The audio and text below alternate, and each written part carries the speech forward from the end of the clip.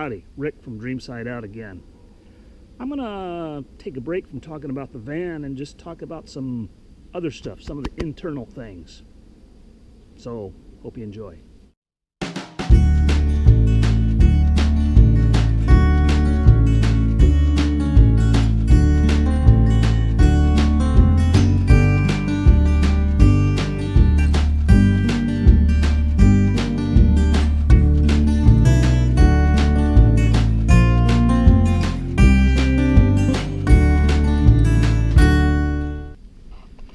So I'm out on a walk today.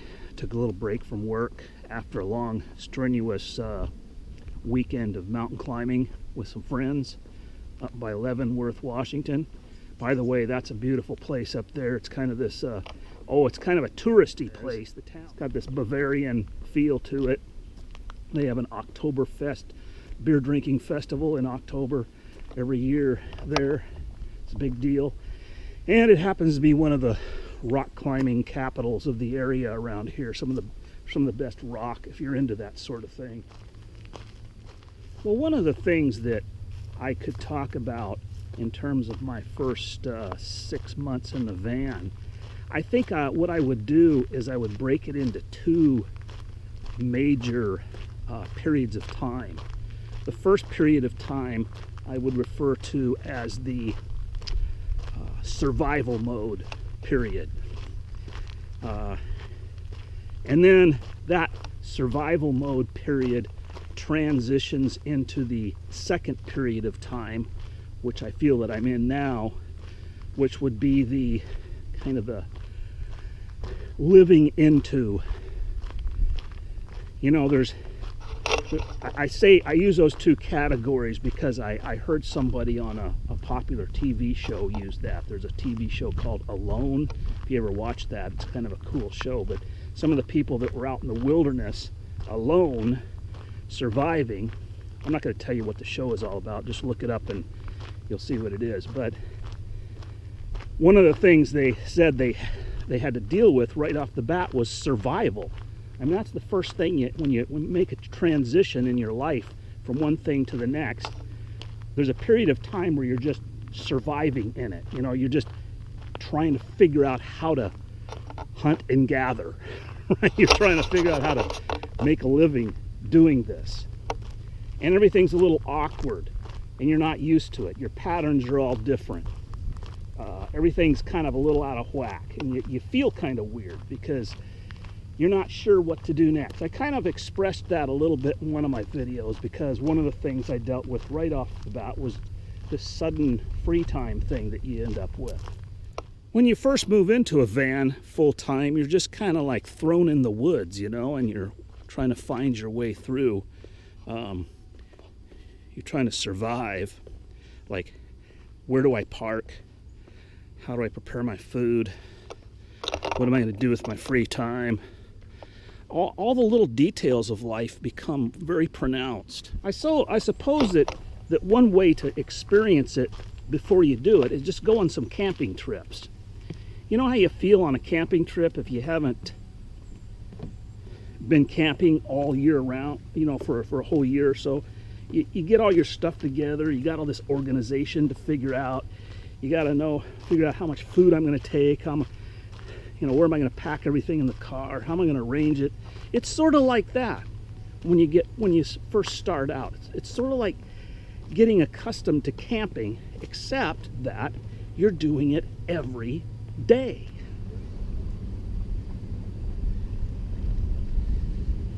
You know how you feel when you first drop into a town that you've never been to before, and you get off the plane or go down into the city or wherever it is. Maybe it's a foreign country and suddenly there's culture shock and you got to just figure out, okay, how am I even going to go to the bathroom? How am I going to find something to drink? That kind of thing.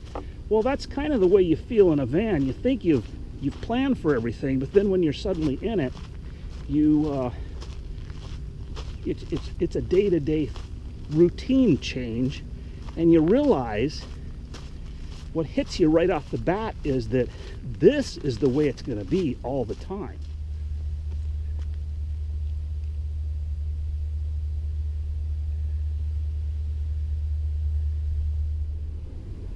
So what happens is when you're in survival mode and you're just focusing every day, and by the way, when you're in that mode, it's not a bad thing. I don't think these kinds of transitional periods are bad. And this is where I get into the emotional, psychological, and spiritual aspect of it. I think that this is sometimes what you need, what I need. I'll speak in the first person here. How do I know what everybody needs? What I need sometimes, and what I needed, I think, is something to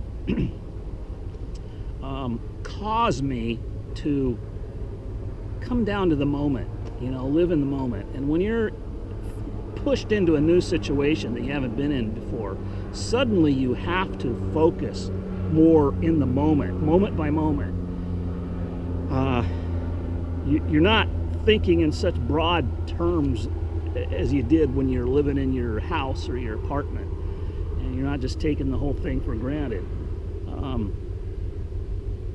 So in order to learn a new technique of survival, I've had to do that. I've had to start paying attention to each moment a little more. And in doing that, you end up transitioning into phase 2, which is you start to live instead of just survive. You start living into it. And the way I characterize that feeling is it's just a more relaxed state. In the first state, survival, you're a little edgy.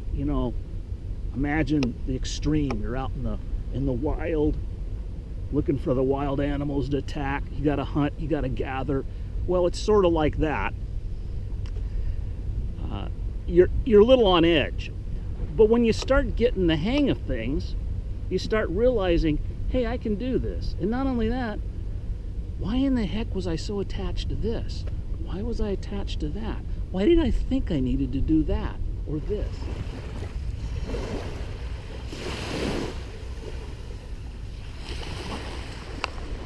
I think living in a van sort of represents something to me. I'm starting to realize it's not, and this is not a defeatist attitude.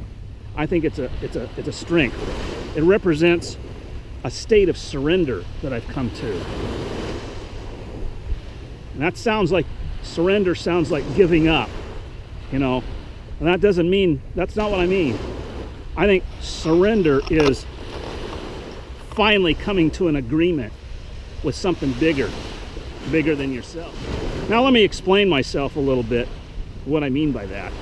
I had a discussion with my friend prior to doing this, and we were talking about the whole concept of simplified living and why people are so interested in it. And he made a very profound comment. He said that, when you're talking about wealth, wealth is really about having more than you need, right? If you're talking about material wealth, that's having more than you need, a surplus of stuff or money or whatever. Well, we talked about that. We said, well, okay, think about that a minute. Actually, there's two ways to get there. We only think there's one way, but there's actually two ways. One is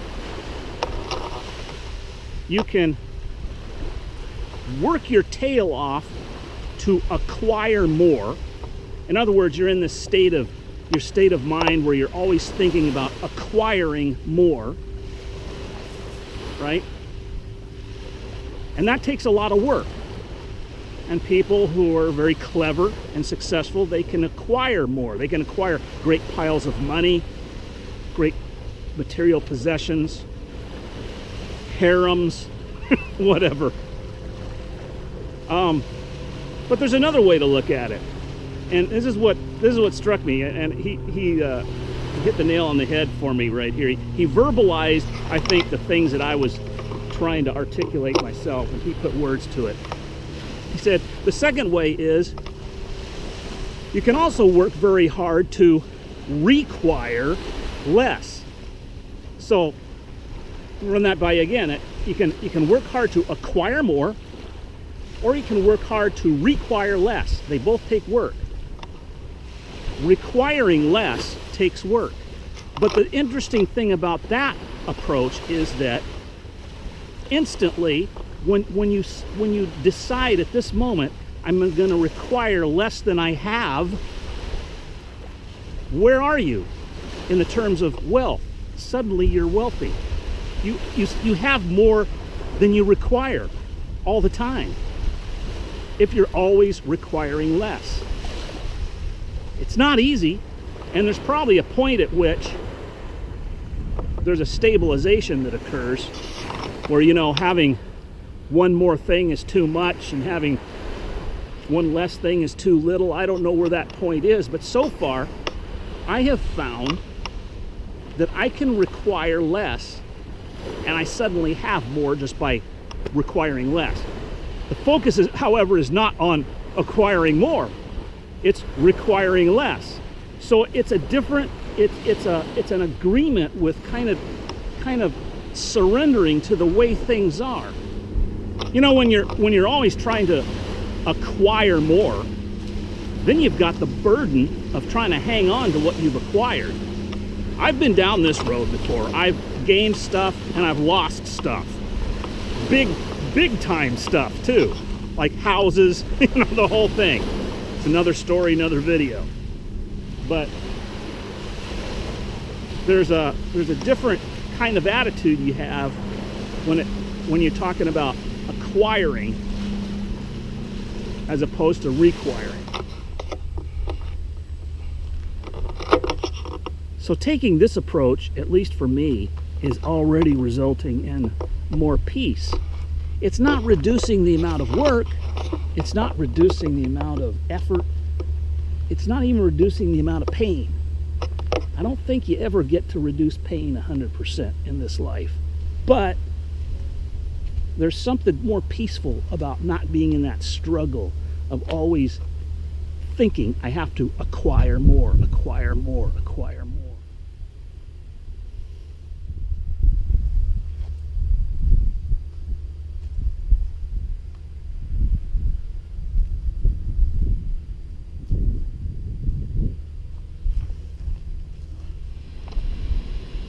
Well, just to sum it up, I've gone through a survival stage of living in the van,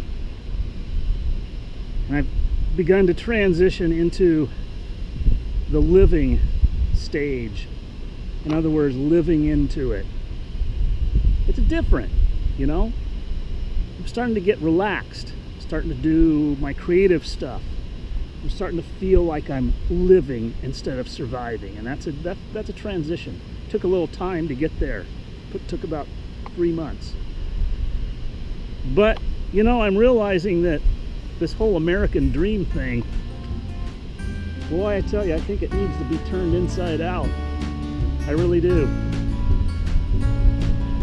In fact, I kind of like to think of it as DreamSideOut.